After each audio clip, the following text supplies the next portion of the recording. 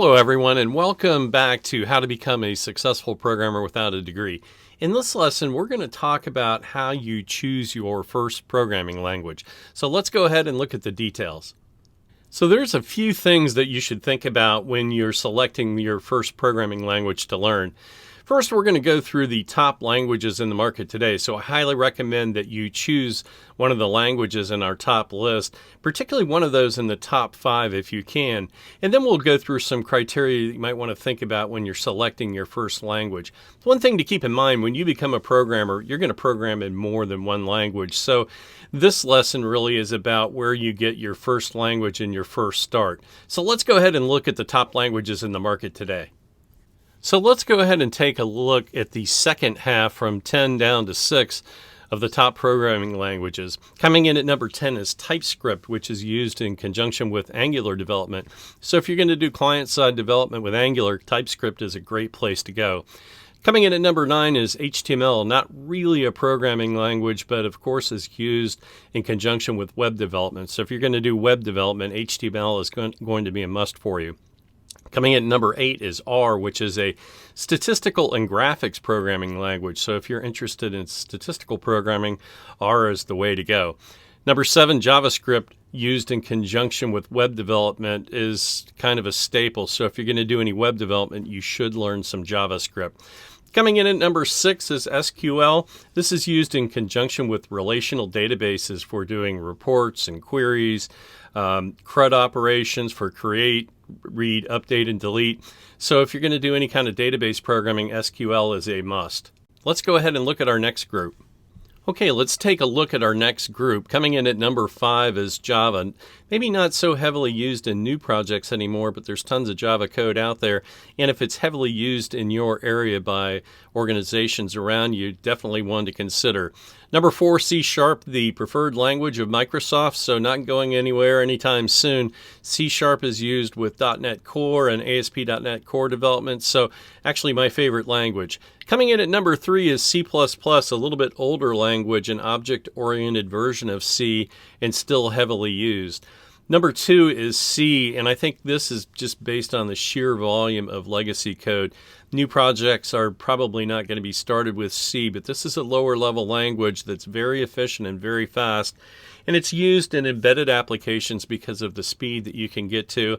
And it's also used for things like the Linux kernel development as well. So very popular language, although a very old language. Let's go ahead and look at our top language then.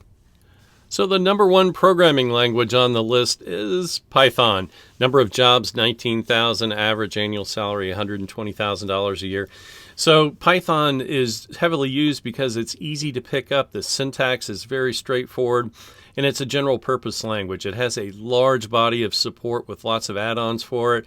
So just about anything you want to do can be done with Python. So I definitely recommend that you pick out one of these on the top 5 on the list. Let's go ahead and look at some factors that you might want to think about when you're picking out your very first language.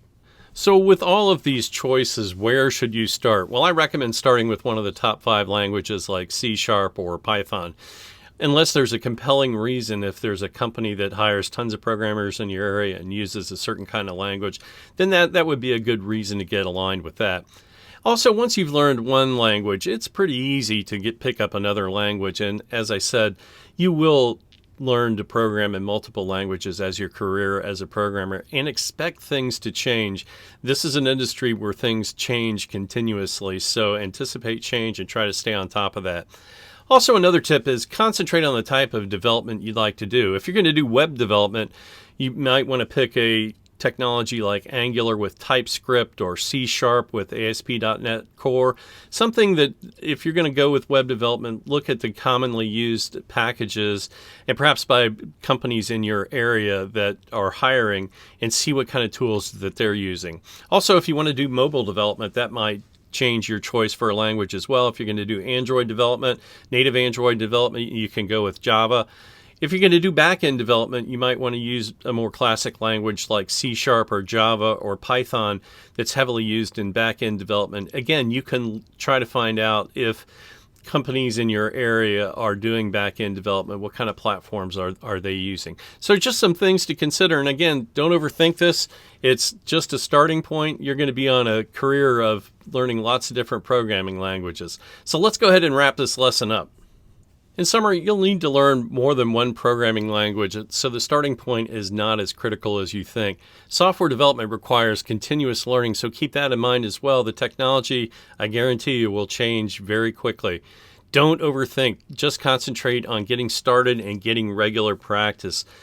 Programming is like a musical instrument. You really require regular practice to get better at it. So the more repetitions you get, the more practice sessions you have, the more sample projects you build, the better you will get at this through repetition. Well, that's it for this lesson. Hopefully I've given you a good starting point where you can get started on your programming career and pick out your first language and get started coding. That's it again. Thanks again, and I'll see you in the next lesson. Bye-bye. This video is part of a class, How to Become a Successful Programmer Without a Degree. You can use the code PROG2023 at checkout for free access to this class, and you can sign up at courses.destinlearning.com. I'll also put the complete link inside the video description. Thank you for your interest in this video. If you like this video, please click the thumbs up button. If you'd like to see more videos like this, please consider subscribing to my channel, and you can check out my classes on my website at courses.destinlearning.com. Thanks again, and I'll see you again soon. Bye-bye.